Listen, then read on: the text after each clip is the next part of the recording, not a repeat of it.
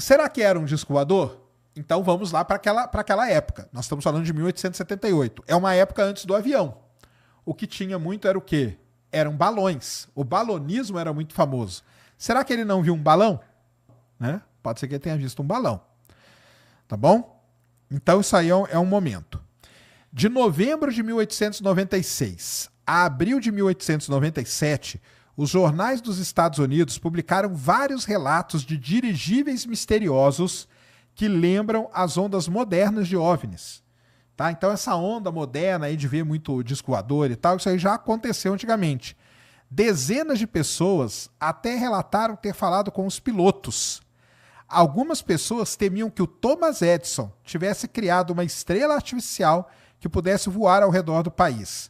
Em 16 de abril de 1897 foi encontrada uma carta que pertencia a uma comunicação cifrada entre o operador do dirigível e o Thomas Edison.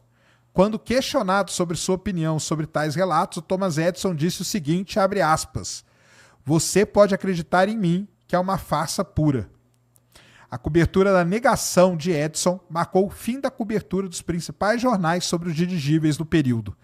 Então, tudo isso, né, que a gente vê hoje, né, isso aí já aconteceu, tá? Já aconteceu alguma vez. E aí, tem aqui, por exemplo, a imagem que saiu num dos jornais aí da época nos Estados Unidos. Vou colocar aqui para vocês, tá? E aí vocês dão uma olhada. Então, nós estamos falando tudo isso antes do século XX, tá? Antes do século XX. Deixa eu pegar uma outra aqui, ó. Um outro dirigível misterioso. Eles eram chamados de dirigíveis misteriosos, tá, pessoal? Esse era o nome dado aos discos voadores na época. Beleza? Tá aí, ó. Isso aí é o desenho de um jornal, que era um dirigível misterioso. Ó, te mandei outra aí. Te mandei outra. E uma outra aqui, ó.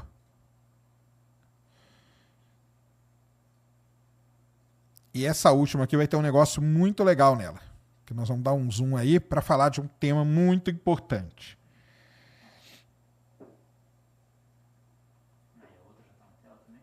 Tá aí, ó. Então estão vendo aí, ó? Isso aí são os dirigíveis misteriosos. Isso que eram os discos voadores na época, tá, galera?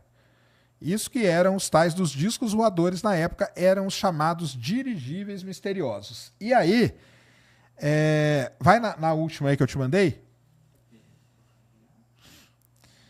Porque aí nós estamos falando de 1897. Boa. Dá para dar um zoomzão nela aqui, só para colocar essa frasezinha aqui no meio aqui? Dá um jeito? Peraí, vou ter que fazer um assim, mas eu consigo. Essa última imagem que vocês estão vendo aqui, está escrito aqui embaixo dela o seguinte, ó. Can it be a visitor from Mars? Está escrito ali naquela imagem, ó.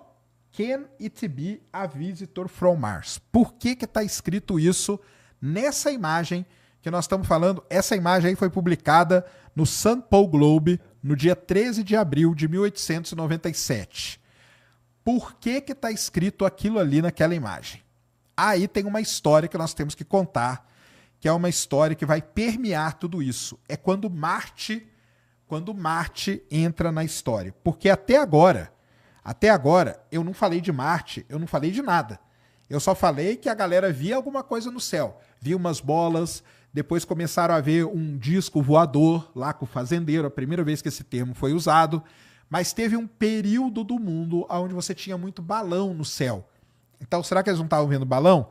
Depois dirigíveis. Então, o pessoal começou a chamar de dirigíveis misteriosos. Nem de disco voador, nem de OVNI, nem nada disso. Dirigíveis misteriosos. Até que em 1897 aparece aqui pela primeira vez escrito isso aqui, ó. Poderiam ser visitantes de Marte? Ué, mas você não falou de Marte hora nenhuma.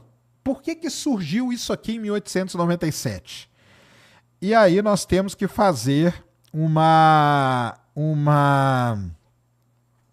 parênteses aqui. Aí que a brincadeira começa, né, Vitor? É isso aí. O Vitor Rogas colocou muito bem colocado, tá? Muito bem colocado. Então, vamos lá. Em 1860, e eu visitei agora, tá? Eu tive na Itália agora, quem tem a live lá no meu canal, eu visitei um lugar muito legal, tá? Em 1860, na cidade de Milão, na Itália, lá em Brera, que é um bairro, é construído um observatório. É chamado para ocupar esse observatório um astrônomo muito importante chamado Giovanni Schiaparelli. O Giovanni Schiaparelli, tá? O Giovanni Schiaparelli, ele começa a observar o planeta Marte de forma sistemática, noite após noite. Quando ele observa o planeta Marte, ele vê na superfície que ele está observando, ele vê marcas. E aí tem várias coisas para eu falar disso aqui. Ele vê marcas, tá? E essas marcas, ele chama elas de... Prestem atenção que eu vou falar agora para vocês. Ele chama essas marcas de canali. Tá? Ele chama essas marcas de canali. Eu vi uma sonda ufológica em Peruíbe. Pô, Peruíbe, cara, é um dos lugares do mundo mais tem avistamento, tá? Então ele chama essas marquinhas de canali. Coloca aí na tela, Cris, a última imagem que eu te mandei. Só que, qual que é o grande problema do Giovanni Schiaparelli? E aí eu vou... Agora eu vou ter que ser um babaca mesmo. Porque eu estive lá, galera. Eu estive lá. Então, o Schiaparelli, ele começou a desenhar. Isso aí, esse mapa aí, ó. Isso aqui é tudo desenho do Schiaparelli, tá? Esses risquinhos aqui. Ele chamou isso de canali, que no italiano quer dizer canais. Agora coloca a minha foto aí, ó. Eu tive lá no observatório que ele fez, tá lá até hoje. Então fica aqui, ó, a primeira dica de turismo ufológico, tá? Quem for em Milão, na Itália, visite o Observatório Astronômico de Brera, lá na Itália, lá em Milão, porque lá está o telescópio que o Schiaparelli usou. Isso aí nós estamos falando dos anos 1860, 1870, 1880. Tá lá, ó, eu com o telescópio lá, ó, telescópio de 8,6 polegadas. E qual é o problema? Qual é o problema desse telescópio? O problema é o seguinte: o telescópio dele tinha defeito. Sabiam disso? O telescópio do Schiaparelli tinha defeitos na lente, porque é um telescópio refrator. Olha eu aí, ó. Olha eu aí com o telescópio, ó. Olha eu aí com o telescópio. Tinha uns risquinhos, e na verdade, o que ele desenhou não é o que ele estava vendo, mas era um defeito na lente do telescópio. Agora preste atenção o que vai acontecer. Estão seguindo meu pensamento. Lá nos Estados Unidos, tinha um outro cara muito importante chamado Percival Lowell. E aí nós estamos falando de 1890. Lembra da gravura lá que é 1897. Guarda essa informação, tá? Aí nós estamos falando do Percival Lowell. O Percival Lowell, quando ele lê a palavra que foi mandada pelo Schiaparelli, a palavra é traduzida não como channels, mas sim como canals.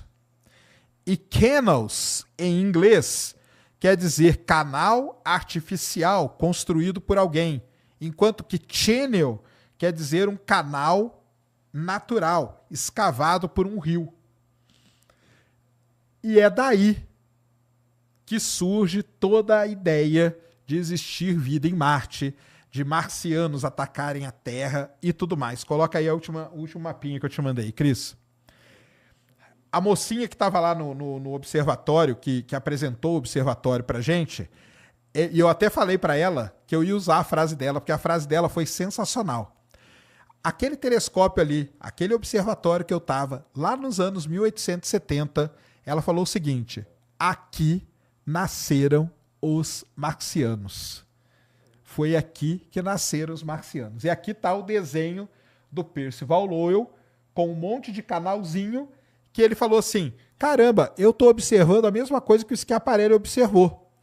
Se ele falou que é canals, Então eu estou vendo canais construídos por civilizações inteligentes.